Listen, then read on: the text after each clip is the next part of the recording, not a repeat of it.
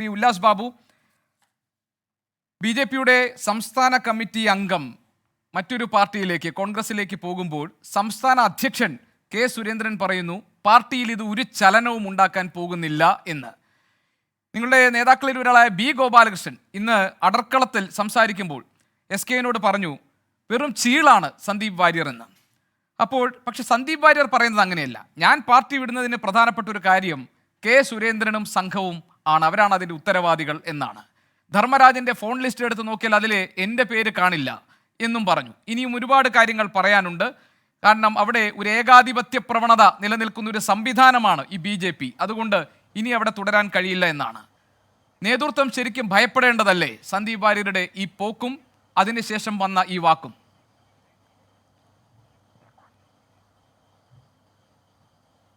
Gopikrishna, 24 news ഈ വിഷയത്തെ ദിവസം ചർച്ച ചെയ്യും എന്ന് പറഞ്ഞാൽ ഇന്നും നാളെ ആ പാലക്കാട് തെരഞ്ഞെടുപ്പ് 20-ാം തീയതി വരെ ചർച്ച ചെയ്യും. അത് കഴിഞ്ഞാൽ 24-നും ഈ ചർച്ചയൊന്നും ഉണ്ടാവില്ലെന്ന് എനിക്കും അറിയാം, ഗോപികൃഷ്ണനും അറിയാം. രണ്ട് കാര്യങ്ങളുള്ളത്.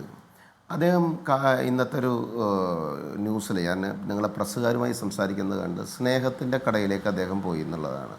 ശരി, നല്ല കാര്യം. അവിടെ നല്ല തേനിലാവും ചോക്ലേറ്റും അതുപോലെ നല്ല കപ്പലണ്ടി മിഠായിയൊക്കെ മേടിച്ച് കഴിക്കട്ടെ. ഇതിൽ പണ്ട് കാർന്നവന്മാർ, നമ്മുടെ നാട്ടിൻപുറങ്ങളിലൊക്കെ ഒരു കാർന്നവന്മാരുണ്ട്. ഈ കാർന്നവന്മാർ നാട്ടിൻപുറങ്ങളിലൊക്കെ പറയുന്നൊരു ശീല് കണ്ടിട്ടുണ്ടോ? എന്താണുള്ളത്? ഭാര്യാഗൃഹേ പരമസുഖം, പക്ഷേ പുനരെട്ട് കഴിഞ്ഞാൽ എന്തിന് സമം? ഒരു നാട്ടിൻപുറം വിഷയമുണ്ട്, അതുപോലെയാവും ഇതൊക്കെ. ഈ രാഷ്ട്രീയം എന്ന് പറയപ്പെടുന്നത് BJPയെ സംബന്ധിച്ചിടത്തോളം അതൊരു നേതാക്കന്മാരെ സംബന്ധിച്ചിടത്തോളം ഒരു പാർട്ടിയല്ല ഗോപികൃഷ്ണ. ഇത് എന്നാ BJPക്ക് MLA ഉണ്ടായത്? BJPക്ക് MLA ഉണ്ടായത് 2016 ശ്രീ O രാജഗോപാൽജി, 2015 15 16. അത് MP ഉണ്ടായത് എപ്പോഴാണ്? 21. BJP അതിനു മുൻപും ഈ നാട്ടിൽ പ്രവർത്തിച്ചിരുന്നു ഇല്ലേ? BJP പ്രവർത്തകർ, സംഘപരിവാർ പ്രസ്ഥാനങ്ങളൊക്കെ ഈ നാട്ടിനകത്ത് പ്രവർത്തിച്ചിരുന്നത് ഒരു കാരണവശാലും ഒരു നേതാക്കൾ, നേതൃത്വം ഇത്യാദികളുപരി ഇതിലൊക്കെ അണികളാണെന്ന്. എത്ര അടിസ്ഥാന വർഗ പ്രവർത്തകരാണെന്നറിയോ ഇതിൻ്റെ പുറകിൽ? അവരുടെ കഷ്ടപ്പാട് ഈ ഫേസ്ബുക്ക്, വാട്സപ്പ്, ട്വിറ്റർ, ഈ ചാനൽ ചർച്ചകൾ, നമ്മൾ റൂമിൽ ഇങ്ങനെ പാനലിസ്റ്റുകളൊക്കെ ആയി വന്നത് എപ്പോഴാണ്? എത്ര കാലം കിട്ടാൻ? അതിനു മുൻപ് ഈ പ്രസ്ഥാനം ഇവിടെ പ്രവർത്തിച്ചത് മുഴുവൻ ഈ ചക്രം ചവിട്ടിയിട്ട്, സൈക്കിൾ ചവിട്ടിയിട്ട് ഉള്ളതുകൊണ്ട് അങ്ങോട്ടും ഇങ്ങോട്ടും വെച്ച് പ്രവർത്തിച്ചു കൊണ്ടുവന്ന രാഷ്ട്രീയ പ്രസ്ഥാനം. ഞങ്ങൾക്ക് അധികാരം ഉണ്ടായിരുന്നില്ലല്ലോ കേരളത്തിൽ, ഇപ്പോഴും ഞങ്ങൾക്ക് അധികാരമില്ലല്ലോ. അപ്പോൾ സ്വാഭാവികമായിട്ട് ഇതൊക്കെ ഇവിടെ ഇരിക്കുന്ന സമയത്ത് എന്നോട് ഇഷ്ടം തോന്നുന്നില്ല, എനിക്ക് അവിടെ ഇരിക്കാൻ സാധിച്ചില്ല എന്നുള്ളതൊക്കെ അതൊക്കെ ഒരു ബാലിശമായിട്ടുള്ള ആവശ്യങ്ങളാണ്. ഇവർക്കൊക്കെ ഉദ്ദേശങ്ങളും ഉദ്ദേശ ലക്ഷ്യങ്ങളും ഉണ്ട്. ആ ഉദ്ദേശ ലക്ഷ്യങ്ങൾ നടക്കാതെ വരുന്ന സമയത്ത് ഒരു സുപ്രഭാതത്തിൽ എന്താണോ ഇവർ പറഞ്ഞത് ആ പറഞ്ഞതിനൊക്കെ മാറ്റി പറയുക എന്നുള്ളതാണ്. ഇദ്ദേഹം തന്നെ പറഞ്ഞിരുന്നതാണോ ഓട്ടക്കാരൻ്റെ പാർട്ടി, നടത്തക്കാരൻ്റെ പാർട്ടി എന്നാണ്. എന്ന് പറഞ്ഞാൽ രാഹുലിനെ ഇദ്ദേഹം പറയുക നടത്തക്കാരൻ എന്നാണ്. മറ്റേ അവരുടെ ജാതി ഉണ്ടായിരുന്നല്ലോ കോൺഗ്രസിൻ്റെ, ആ നടത്തക്കാരനെ വിളിക്കേണ്ട ഒരു സാഹചര്യം അദ്ദേഹത്തിനുണ്ടല്ലോ. നിങ്ങളുടെ മറ്റേ ഭാരത് ജോഡോ യാത്രയുടെ നടത്തക്കാരൻ്റെ പാർട്ടി എന്നാണ് ഇദ്ദേഹം എപ്പോഴും പറയുന്നത്. നെഹ്റുവൻ കാലഘട്ടവും കുടുംബവാഴ്ചയെക്കുറിച്ചൊക്കെ ഇദ്ദേഹം പറഞ്ഞ വാക്കുകൾ അറിയണം. നരേന്ദ്രമോദിജിയെ ഇദ്ദേഹം ഇനി തിരുത്തി പറയണമല്ലോ. ഇതൊക്കെ എന്താണ് ഈ രാഷ്ട്രീയം? ഗോപികൃഷ്ണൻ നേരത്തെ പറഞ്ഞില്ലേ, രാഷ്ട്രീയക്കാർ ഇന്ന് കണ്ടത് നാളെ കാലത്ത് അങ്ങോട്ട് പോകുന്നു, മറ്റന്നാൾ കാലത്ത് ഇങ്ങോട്ട് വരുന്നു എന്നുള്ള കാര്യങ്ങളെക്കുറിച്ചാണ് ഞങ്ങൾ ചർച്ച ചെയ്യുന്നത് പറഞ്ഞില്ലേ.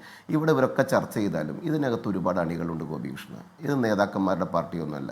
ഈ നേതാക്കന്മാരാകുന്നത് എങ്ങനെയാണ്? ഈ അണികൾ അംഗീകരിക്കുമ്പോഴല്ലേ, അണികൾ കൈയടിക്കുമ്പോൾ. ശ്രീ ഉല്ലാസ് ബാബു, താങ്കൾ പറഞ്ഞ രണ്ട് കാര്യങ്ങളോടുള്ള എൻ്റെ ചോദ്യം. ഒന്ന്, താങ്കൾ പറഞ്ഞത് നേതാക്കൾ അല്ലെങ്കിൽ നേതാക്കളെ മഹത്വവൽക്കരിച്ചുകൊണ്ടോ അല്ലെങ്കിൽ അവർക്ക് ഇടം കൊടുത്തുകൊണ്ടോ അല്ല ഭാരതീയ ജനതാ പാർട്ടിയോ അല്ലെങ്കിൽ ഈ സംഘടനകൾ പ്രവർത്തിക്കുന്നതെന്ന്. ഇന്ന് സന്ദീപ് വാര്യർ വെച്ച് നരേന്ദ്രമോദിയെ മാറ്റി നിർത്തി മത്സരിക്കാൻ BJPക്ക് കഴിയുമോ എന്നാണ് ഞാൻ അദ്ദേഹത്തിൻ്റെ ചോദ്യം ആവർത്തിച്ചതേ ഉള്ളൂ. രണ്ടാമത്തെ കാര്യം, പത്മജ വേണുഗോപാലിനെ അനിൽ കെ ആന്റണിയും ഒക്കെ BJP സ്വീകരിക്കുമ്പോൾ എന്താണ് BJPയുടെ നയം?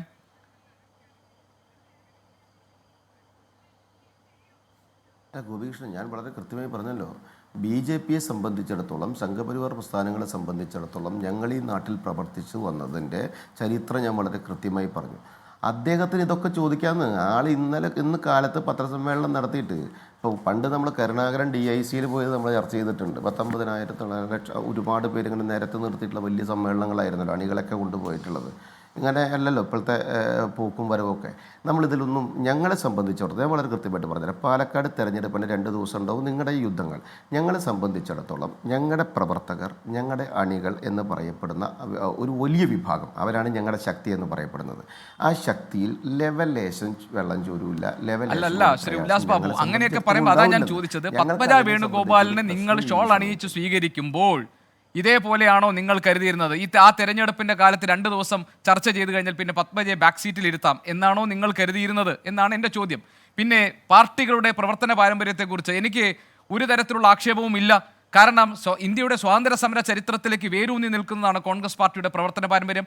ഇടതുപക്ഷ പാർട്ടികൾ രാജ്യത്തിലും കേരളത്തിനകത്തും അവർ നടത്തിയിട്ടുള്ള സാമൂഹിക മുന്നേറ്റങ്ങളുടെ നീണ്ട ചരിത്രം അവർക്ക് പറയാനുണ്ട്. അപ്പോൾ രാഷ്ട്രീയ പാർട്ടികൾ എല്ലാ കാലത്തും ജനങ്ങൾക്കിടയിൽ പ്രവർത്തിച്ചും ഈ സമൂഹത്തിൻ്റെ ഓർമ്മയിൽ ഒരിക്കലും മായാത്ത മുദ്രകൾ പതിപ്പിച്ചും തന്നെയാണ് ഇന്നവരുടെ കൊടികൾ പാറുന്നത്. BJPക്കും അങ്ങനെ അവകാശപ്പെടാം. ഞാൻ പറഞ്ഞത് അതൊന്നുമല്ലല്ലോ നിലവിലെ വിഷയം.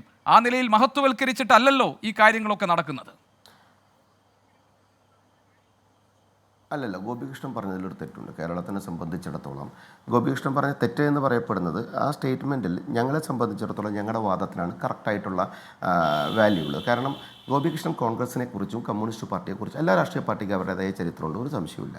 പക്ഷേ കോൺഗ്രസ് പാർട്ടിയും കമ്മ്യൂണിസ്റ്റ് പാർട്ടിയുമൊക്കെ സർക്കാരുകൾ ഉണ്ടാക്കുകയും അധികാരത്തിൽ വരികയും ഭരണം നടത്തുകയൊക്കെ ചെയ്യുമ്പോഴും ഞങ്ങൾ ഇപ്പുറത്ത് ഞങ്ങൾക്ക് അധികാരമില്ല, ഞങ്ങൾക്ക് ജയം ഞങ്ങളുടെ അരികിലേക്ക് എത്തിയിട്ടില്ല, ഞങ്ങൾ അധികാരത്തിലേക്ക് കേരളത്തിൽ എത്തിയിട്ടില്ല. ഞങ്ങൾ കേന്ദ്രത്തിൽ 3ാമത്തെ തവണ ഞങ്ങൾ ഭരിക്കുന്നുവെങ്കിൽ തന്നെ കേരളത്തിൽ ഞങ്ങൾ അധികാരത്തിലെത്തിയിട്ടില്ല. ഞങ്ങൾക്ക് നിരവധി MLA-മാരില്ല, നിരവധി MP-മാരില്ല, ഒരു MP മാത്രമാണ് ഞങ്ങൾക്കുള്ളത്. സ്വാഭാവികമായിട്ട് ഇത്രയൊക്കെ അധികാര സംവിധാനങ്ങൾ ഇവിടെ നിലനിൽക്കുമ്പോൾ പോലും ഈ പാർട്ടി ഇപ്പോഴും നിലനിന്നിരുന്നതും ഇപ്പോഴും പ്രവർത്തിക്കുന്നതും ഒരു കാലഘട്ടത്തിൽ ഈ ആശയാദർശങ്ങൾ ഈ സമൂഹത്തിൽ നിലനിർത്താൻ ഞങ്ങൾക്ക് സാധിക്കും. അത് സമൂഹത്തിനോട് കൺവേ ചെയ്യാൻ ഞങ്ങൾക്ക് 100% പറ്റുമെന്നുള്ള ആ ബോധ്യത്തോടുകൂടി ഇത്ര കാലം ഞങ്ങൾ നിന്നത്. കമ്മ്യൂണിസ്റ്റ് പാർട്ടിക്കും കോൺഗ്രസ് പാർട്ടിക്കൊക്കെ അധികാരങ്ങളും സർക്കാർ ഉണ്ടാക്കലും ഒക്കെ നടന്നിട്ടുണ്ടല്ലോ. ഞങ്ങളെ സംബന്ധിച്ച് അതില്ലാതെയും ഞങ്ങൾ ഇത്രയും ശക്തിയായി വരുന്നത് ഈ അണികൾ എന്ന് പറയപ്പെടുന്ന വലിയ വിഭാഗത്തിൻ്റെ ആത്മാർത്ഥമായ പ്രവർത്തനം, നിസ്വാർത്ഥമായ സേവനം, ആത്മാഭിമാനത്തിൽ അവർ കഷ്ടപ്പെട്ട് പണിയെടുത്ത് ഒരു കാലഘട്ടത്തിൽ അവർ എടുക്കുന്ന പണിയുടെ ഒരു വിഹിതം മാറ്റിവെച്ച് ഉണ്ടാക്കി കൊണ്ടുവന്ന പ്രസ്ഥാനമാണെന്നേ. ഇന്നും അങ്ങനെ തന്നെയാണ് ഇത് പ്രവർത്തിച്ചു കൊണ്ടിരിക്കുന്നത്. അതുകൊണ്ട് ഞങ്ങളെ സംബന്ധിച്ചിടത്തോളം ഞങ്ങളുടെ അണികൾ വളരെ കൃത്യമാണ്. അവർ കയ്യും മെയ്യും മറന്ന് ഞാൻ സത്യത്തിൽ അതൊന്നുമല്ല ചോദിച്ചത്. കെ സുരേന്ദ്രനെ കുഴപ്പത്തിലാക്കുന്ന വെളിപ്പെടുത്തലുകൾ ഉണ്ടാകില്ലേ എന്നതാണ് എൻ്റെ ചോദ്യം. ധർമ്മരാജന്റെ കോൾ ലിസ്റ്റിൽ എൻ്റെ പേരില്ല എന്ന് പറഞ്ഞതാണ് എൻ്റെ ചോദ്യം. ഇവിടെ കെ സുരേന്ദ്രനും സംഘവും കാരണമാണ് എനിക്ക് പുറത്തിറങ്ങേണ്ടി വരുന്നത് എന്ന് പറഞ്ഞതാണ് എൻ്റെ ചോദ്യം. എൻ്റെ ഫുൾ ഫിഗർ, എൻ്റെ ചിത്രം എന്ന് മാത്രം കരുതുന്ന നേതൃത്വത്തിൻ്റെ കീഴിൽ ഞാൻ ശ്വാസം മുട്ടുകയായിരുന്നു എന്ന് പറഞ്ഞതാണ് എൻ്റെ ചോദ്യം.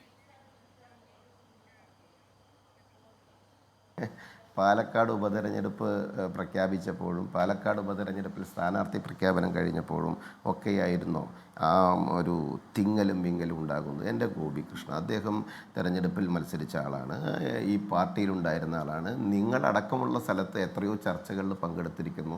35, 40, 45 കൊല്ലം ഈ പാർട്ടിയിൽ പ്രവർത്തിച്ചിട്ട് അതേപോലെ അവസരങ്ങൾ കിട്ടാത്തതിൻ്റെ അപ്പുറത്ത് എത്രയോ അവസരങ്ങൾ കിട്ടിയിരിക്കുന്നു. സ്വാഭാവികമായിട്ട് വേറൊരു രാഷ്ട്രീയ സംഘടനയിലേക്ക് പോകുമ്പോൾ അങ്ങനെ തന്നെ പറയുള്ളൂ. ഞങ്ങൾക്കിതിൽ ചെയ്യാൻ ഞങ്ങളുടെ സംസ്ഥാന അധ്യക്ഷന് ചെയ്യാനുള്ളത് എന്താണ്?